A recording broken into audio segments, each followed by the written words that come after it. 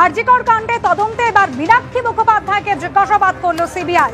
CGO কমপ্লেক্সে প্রায় 2 ঘন্টা ধরে জিজ্ঞাসাবাদ করা হয় ডিওয়াইএফআই এর রাজ্য সম্পাদককে।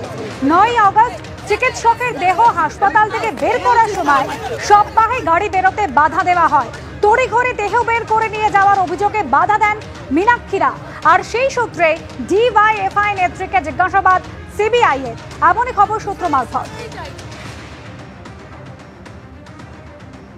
সঠিক দিশায় এগোনোর জন্যই আমাদের পার্টির যেটুকু যার জন্য আমাকে ডাকা হয়েছিল সেই খাতে আমাদের যা করার আমরা করেছি, সহযোগিতা করেছি। গোটা রাজ্যের মানুষ, দেশের মানুষ তো চাইছে এই ধরনের নারকীয় নৃশংস যে ঘটনা, একটা সেফেস্ট প্লেসে একজন ডাক্তার তার নিজের এলাকাতে, তার নিজের বাড়িতে, তার নিজের হসপিটালে, তার নিজের ডিপার্টমেন্টে সে খুন হয়ে যাবে আর সবাই চুপচাপ বসে থাকবে, তো কোনোদিন হতে পারে না।